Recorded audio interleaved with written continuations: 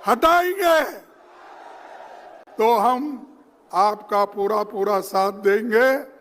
और राहुल गांधी जी, प्रियंका जी, हम, सोनिया गांधी जी और इस मंच पे जितने लोग यहाँ बैठे हुए वो सब आपके साथ है। और ये सभी लोग बीजेपी के विचारधारा को, आरएसएस के विचारधारा को खत्म करने का एक उन्होंने शपथ ली है और आपको भी उस शपथ के तहत चलना पड़ेगा। आरएसएस और बीजेपी ये जो विष की बीज बो रही है ये बहुत खतरनाक है, खास करके गरीबों के लिए। मैं किसी जात पात की बात नहीं बोल रहा हूं, चाहे एससी हो, एसटी हो, ओबीसी हो, जनरल लोग हो, किसी जात के लोग। अगर गरीब के हाथ में जो बाबा साहब अंबेडकर, पंडित जवाहरलाल नेहरू जी और कॉन्स्टिट्यूंट असेंबली ने मिलकर ये जो आपको हक दिया, संविधान दिया और वोट डालने का अधिकार दिया, अगर ये वोट डालने का अधिकार ही चले गया, आप क्या करेंगे? यहाँ अमीर गरीब का झगड़ा है, लेकिन ये लोग वो तो छोड़ दिए, वो तो हमेशा गरीबों के बारे में सोचते नहीं और अमीर लोगों को और अमीर बना रहे हैं और गरीब को और गरीब बनाया।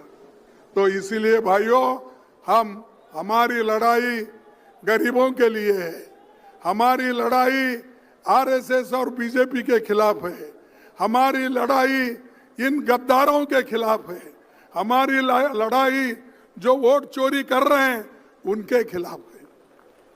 तो इसीलिए आपको मजबूत बनना होगा, हर गांव-गांव जाना होगा, हर गांव-गांव जाके आप अपनी बात बताना होगा। मैं परसों, मुझे याद आ रहा है, मैं परसों अपने घर में बैठा था। उस वक्त राहुल जी ने पूछा कि आप बेंगलोर जा रहे हो? मैं बोला हाँ। फिर उसके बाद में फिर थोड़े मिनट में बोला ना। तो वो बोले क्यों?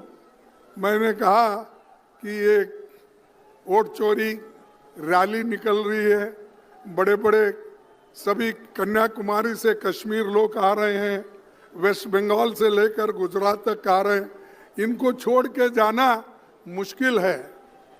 और एक बात मैं कहना चाहता हूँ, वो इतना बड़ा इंसान है, मैं तारीफ उनकी करने के लिए यहाँ नहीं ठहरा, लेकिन हमेशा कंपैशन और गरीबों के बारे में सोचने वाले वो व्यक्ति है।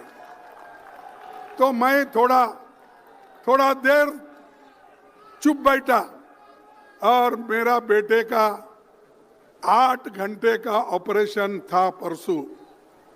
तब मैंने सोचा, अरे 8 घंटे का ऑपरेशन है। मेरी पत्नी मुझे फोन की, मेरी बेटी डॉक्टर है, उसने किया, घर के 3-4 लोग फोन किए कि ये बड़ा ऑपरेशन है, आपको आना चाहिए। तो मैंने उनको बोला ठीक है।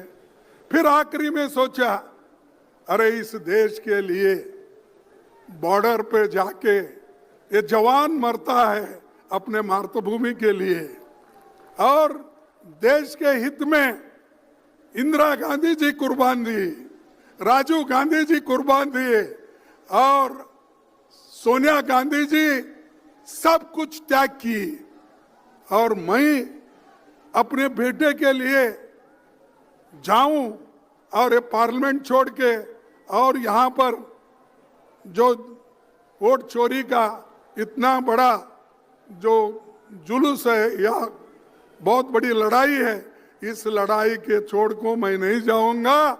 जैसा कि सरहद पे जवान लड़ता है, जैसा कि हमारे सोनिया गांधी जी लड़े हैं, जैसा कि हमारे राहुल गांधी पैदल चल रहे हैं।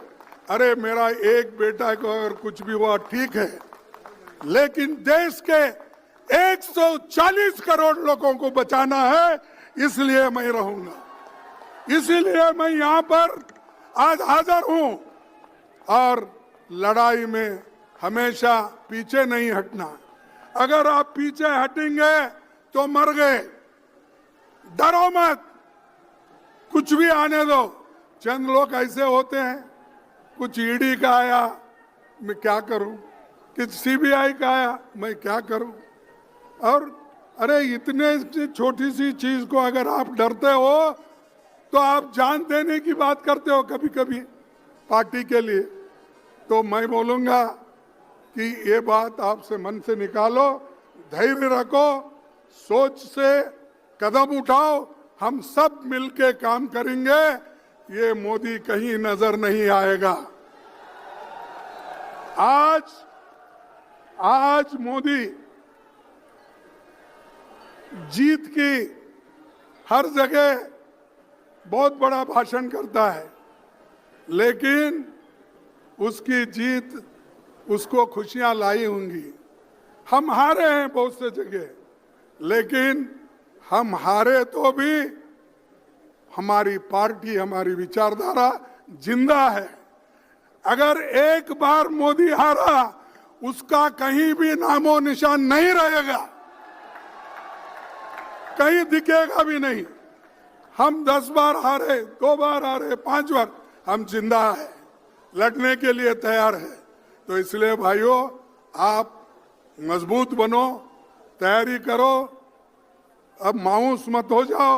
आज देखिए केरला में हमने जीता, मैं उन सबको कांग्रेचुलेट करता हूं, केरला के नेताओं को जिन्होंने कोशिश करके एनडीए को कुचल दिया।